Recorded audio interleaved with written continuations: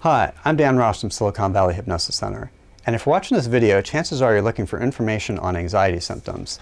I'm going to describe that, and I'm going to use this ticket as an example. So often people report anxiety symptoms as there's often a feeling in the chest. It can feel like it's very constricted, or they can feel their heart pounding, and there's like a sense of panic sometimes for people that sets in, and they can have a lot of negative self-talk, like, oh, I've got to get out of here, or, you know, I'm not safe, or I'm in danger. And sometimes their breathing either goes really fast, or they often clench their chest so much that they almost stop breathing. And that's a little bit different than somebody who has that happening as a one-time thing. So somebody might be nervous about giving a speech, and they might feel some, you know, their heart might be pounding a little bit faster, but somebody has like real anxiety symptoms,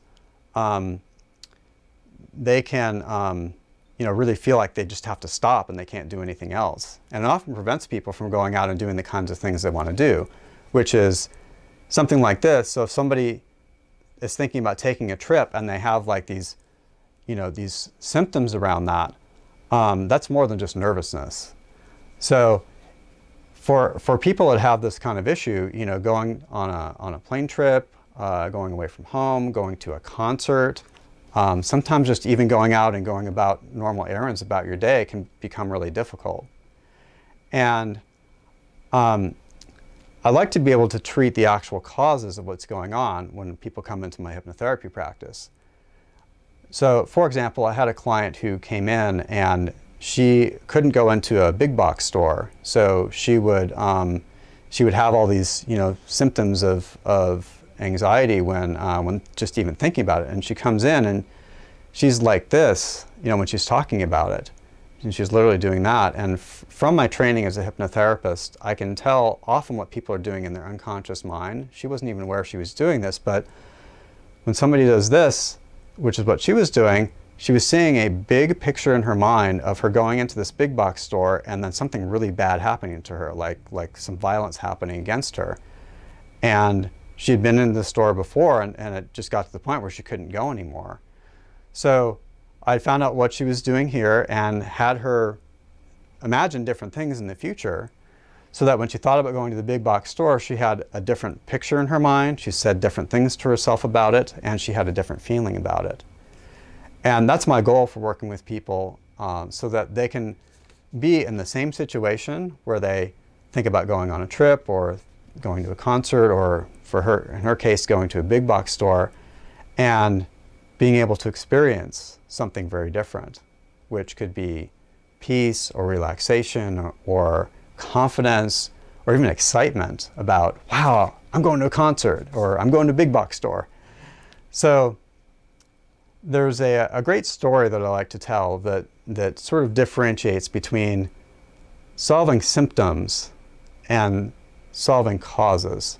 Because someone could treat your symptoms and in the moment you can feel better, but it doesn't take away this, what people report as often dread, that, oh, the next time I try to do something, I'm just going to have that same thing. So there's a story about a guy who is walking along a river, and the river kind of goes up and around the bend. You can't quite see what's around it, but so he's walking along the bank, and it's a big river with lots of rapids, and he's walking along, and he sees somebody in the river that is drowning, and he's in there and he's drowning, and so he calls for help, and so the guy on the bank rushes in and drags the guy to safety and makes sure that he's okay. And then just as soon as he's done with that, he sees another person coming down around the bend who's drowning, and, you know, rushes in, goes in and saves him, pulls him off to the bank.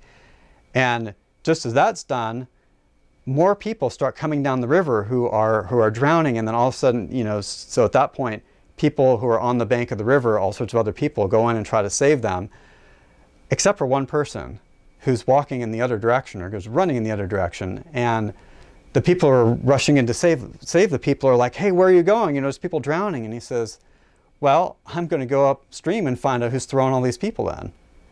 So when I work with somebody on something like anxiety, even if a person's had it for a long time or they've had these really intense symptoms, that we find out what actually they're doing in their mind and what may have happened in the past that caused them to experience it.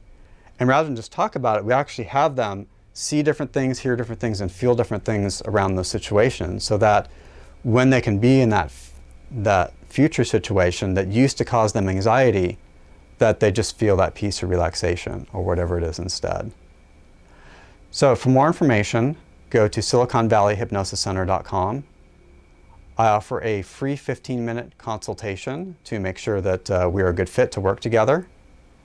So go ahead and contact me, and I will see you soon.